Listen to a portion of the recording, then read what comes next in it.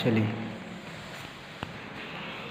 Good morning students, मैं doctor Sandeep Kumar Pandey आज आपको बेसिक फर्स्ट ईयर के पहला bacteria, virus, mycoplasma, virion, fungi ये पेपर का नाम है, जिसमें मैं आज आपको पहला टॉपिक पढ़ाऊंगा जिसका नाम है बैक्टीरिया। लेकिन बैक्टीरिया को जानने से पहले आपको ये जानना होगा कि इसका फंडामेंटल क्या है। सबसे पहली बात, फंडामेंटल में आपको जानना होगा what is cell. Cell is a structural and functional unit of life. किसी जीव का जो सेल होती है वो स्ट्रक्चरल और फंक्शनल यूनिट होती है, यानी कोई भी जीव या कोई भी शरीर इसका निर्माण होता है वह सेल के द्वारा ही होता है। और सेल को सबसे पहली बार जिसने खोज की उनका नाम था रॉबर्ट हुक।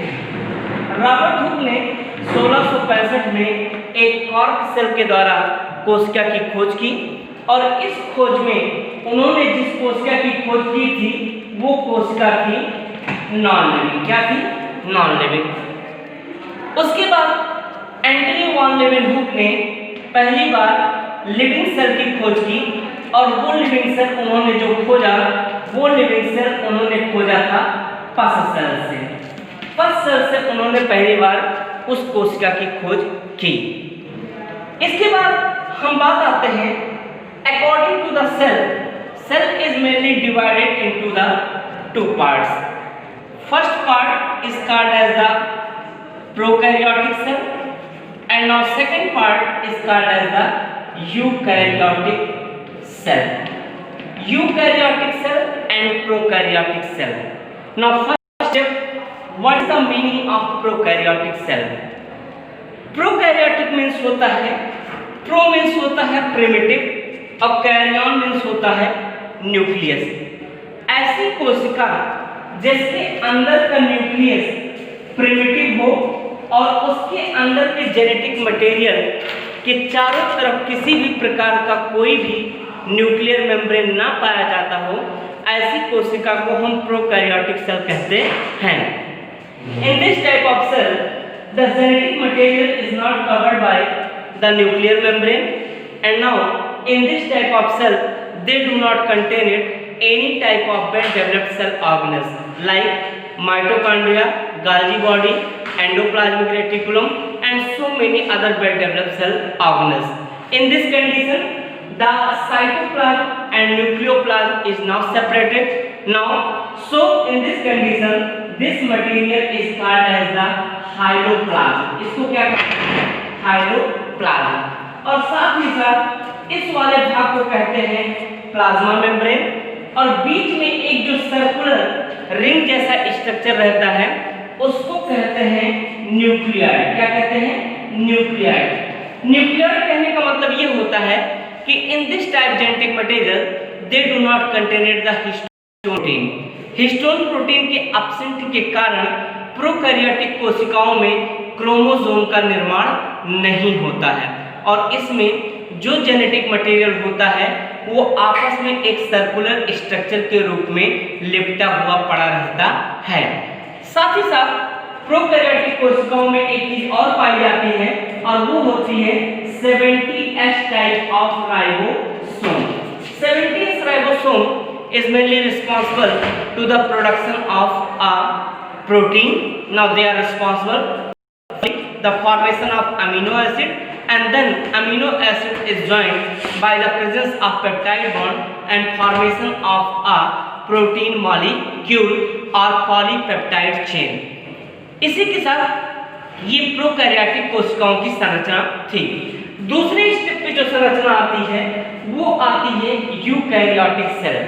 यू का मतलब होता है ट्रू और कैरियन का मतलब होता है न्यूक्लियस।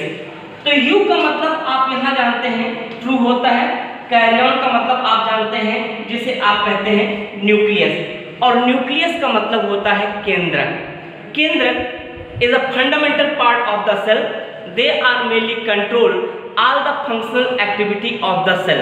ये किसी भी कोशिका के उन सभी फंक्शंस को कंट्रोल करता है जो कोशिका के अंदर प्रक्रियाएं चलती हैं, चाहे वो मैकेनिकल प्रोसेस हो, चाहे वो बायोकेमिकल प्रोसेस हो, चाहे वो फंडामेंटल कोई प्रोसेस हो, लेकिन सभी का कंट्रोल न्यूक्लियस के द्वारा ही होता है।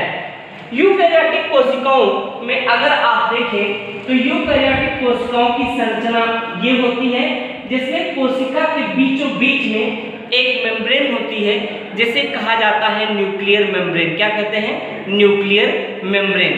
और न्यूक्लियर मेम्ब्रेन के बीचों बीच में जो मटेरियल होता है उसे कहते हैं आप जेनेटिक मटेरियल। क्या कहते हैं? Genetic material. ये जेनेटिक मटेरियल या तो डीएनए होगा या तो आरएनए होगा, दोनों ही एक कोशिका में जेनेटिक मटेरियल का रोल प्ले नहीं कर सकते हैं। किसी एक कोशिका में कोई एक ही जेनेटिक मटेरियल का रोल प्ले कर सकता है। इसके कोशिका में आप देखेंगे तो यहाँ पर एक छोटी सी संरचना होगी जिसे आप कहते हैं न्यूक्लियोलस कहते हैं। साथ ही साथ कोशिका के यहाँ पर जो संरचनाएं होंगी उसको साइटोप्लाज्म कहते हैं। और इसके अलावा आप इस संरचना को न्यूक्लियर मेम्ब्रेन कहते हैं, बाहर की संरचना को प्लाज्मा मेम्ब्रेन कहते हैं। और इसके बाहर एक संरचना पाई जाती है जिसे कहा जाता है, इसे आप इस संरचना को कहते हैं सेल वॉल। क्या कहते हैं? सेल वॉल कहते हैं। इसके अलावा यहाँ पर कोशिका के अंदर, यूकैरियोटिक कोशिका के अंदर सभी प्रकार के वेल डेवलप्ड सेल ऑर्गेनेल्स पाए जाते हैं, like mitochondria, गाल्जी body, endoplasmic reticulum. और साथ ही साथ इसके अंदर पाया जाता है 80S राइबोसोम। 80S राइबोसोम मतलब होता है they are responsible to the production of a protein और अमीनो एसिड। ठीक है? ओके।